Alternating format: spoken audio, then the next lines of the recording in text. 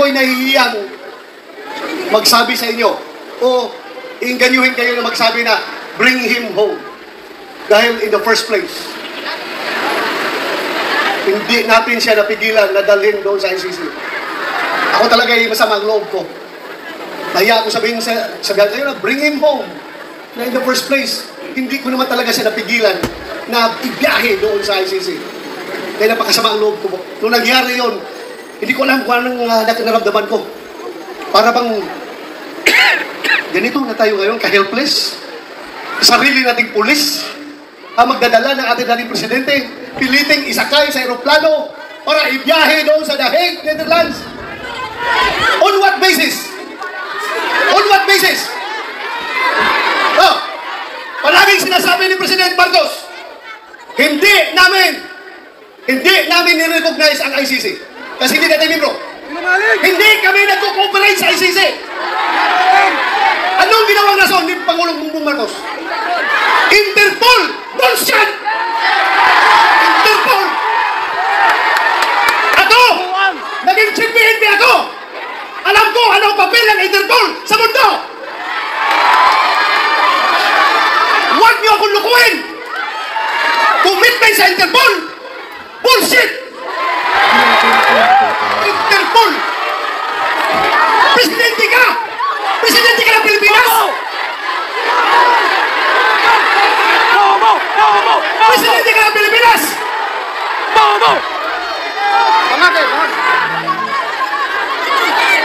Presidente ka ng Pilipinas! Magpapresyon ka sa Interpol? Ha? Pero ang lumalabas, mas gigil na gigil, mas atat na atat sila kaysa Interpol, kaysa ICC. Atat na atat sila na ibiyahe si Pangulong Duterte. Bakit? Di ba katungkulan na ating gobyerno ayon sa ating konstitusyon to protect, to serve and protect the Filipino people? Sino servisyo niya? Yung mga dayuhan, hindi ang Filipino people. Kasi ang Filipino people, yun ang pinadala niya doon sa The Hague. Alam nyo, habang kinakarga siya sa aeroplano, nag-struggle sila doon. Wala na ko ibang magawa. Dahil nandun ako sa Davao, kino-coordinate ko yung ating yung petisyon na ginagawa natin na hindi nakahabol. Hindi ako sumama sa Hong Kong dahil sa gabi na yon, alas 3 sa madaling araw dapat ang biyahe ko papuntang Hong Kong. Pero merong nag-leak sa akin na informasyon. Hindi pa rin tulog ang Diyos. Nagsabi na, sabihan mo sila na may warrant na si President Duterte at si Bato. Uhulihin sila pagbalik nila dito, galing sa Hong Kong. So tinawagan ko si Bingo Micheldia. Sabi ko, sir, meron ng warrant. Hindi na ako hahabol dyan. Kasi kasuhin ko na lang yung petition natin dito. Petition for certiorari and prohibition. Tinordinate ko yung ating mga abogado. Senator Dito yun.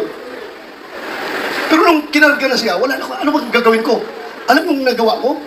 Naghanap ako ng tao na kakilala yung piloto ng aeroplano. Pinasabihan ko yung piloto, sabihan mo, pag gawin na yan, ibiyahin na si Pangulong Duterte.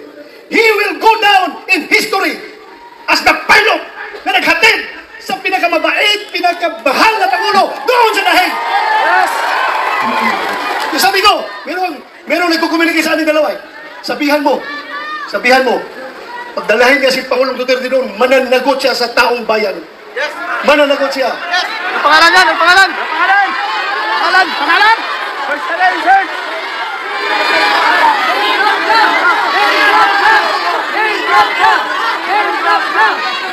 Alam nyo, ang nakakasama ng loob ko.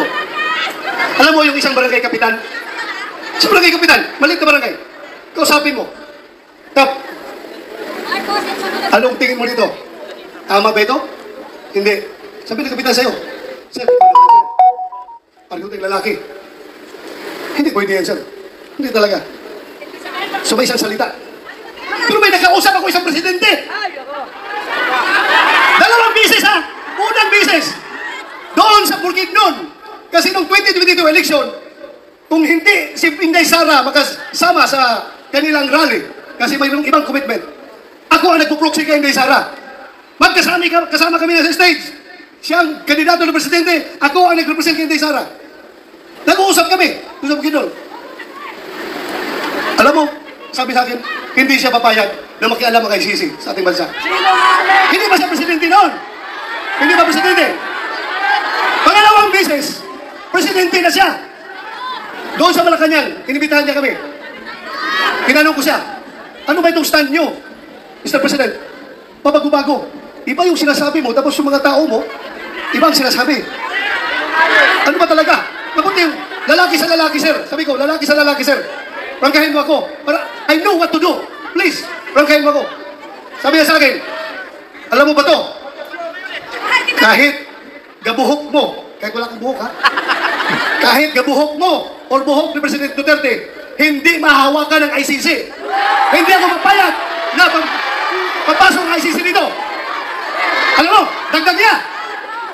Kasi, kung papayagan ko yan, alam nyo, kung papayagan ko yan, after ninyo, mga Duterte, ikaw, after sa investigasyon ninyo, baka kami na naman ang isusunod ng ICC. Tama! So, naniwala ako.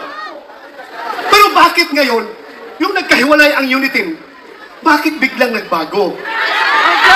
Biglang nagbago.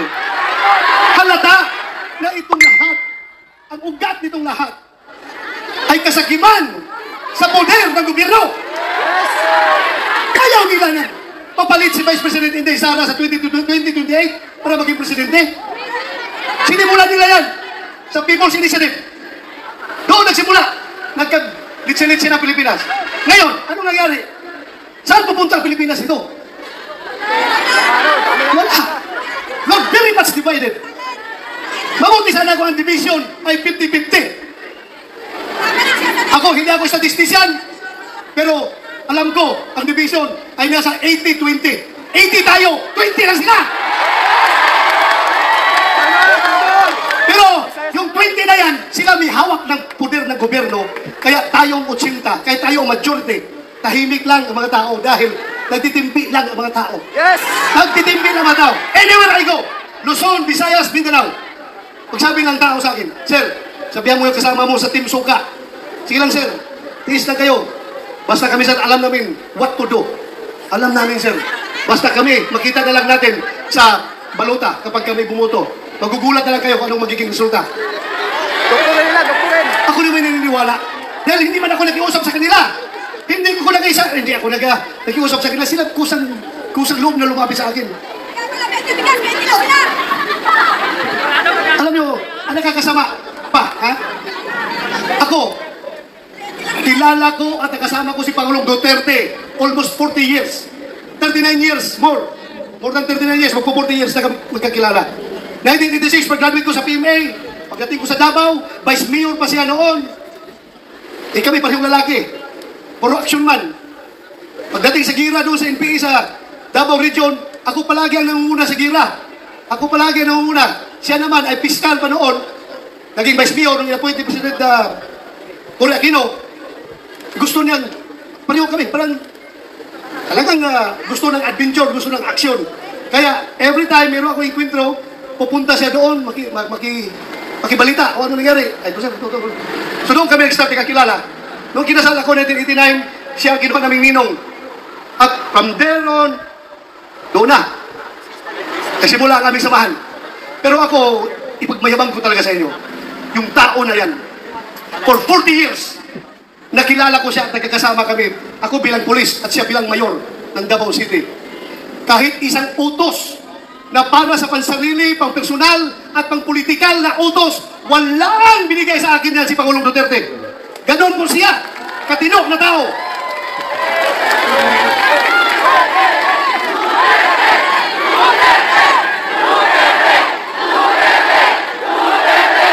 Kaya mga kaibigan,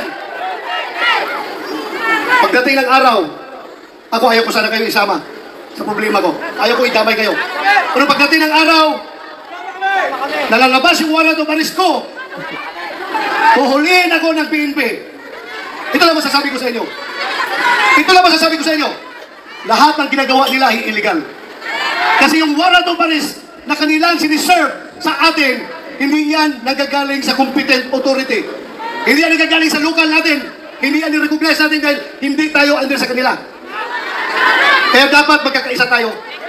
Hindi ko kayo dinadamay ha, pero pinapaalam ko lang sa inyo. Anytime of the day, baka ngayon, pagbaba ko sa entablado, nandiyan na, nakabang na sila, aristuhin na ko. Bahala kayo, sige. Pagkakita na rin! Kawawa ang Pilipinas! Ganito na lang! Ganito na lang ba tayo? Kawawa! Sana magising tayong lahat. Pero ako, don't get me wrong. Ako po'y nakikiusap sa inyo na kahit kayo'y galit na. Kahit kayo'y naggigigilan ng gusto dyan. Dahil sa inustisya na ginagawa nila. Ako pa rin na nakikiusap sa inyo. I am appealing for your sobriety. Sana kalma lang tayo. Huwag tayo gumawa ng dahas. Dahil pagdating sa dahas, bibigyan natin sila ng rason na mag-declare ng Marcelo. Diba? Huwag niyong gawin yan. Huwag niyong gawin. Huwag kayong gumawa ng dahas. Huwag natin sila bigyan ng rason para magdeklara ng Marcelo. Kailangan tayong lahat ay kalma lamang. Pero sulit, nagkaisa at gustong-gusto na ibalik si Pangulong Duterte dito. Bring him home! Bring him home!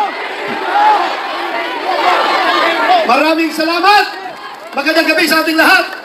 At huwag niyong kalimutan, hindi lang sa sigaw natin na bring him home, kundi individually. Magdasal tayo sa Puong May Kapal.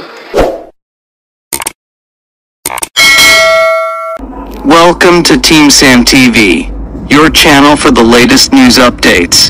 Here, we break down the biggest stories from around the globe, covering everything from breaking news to politics.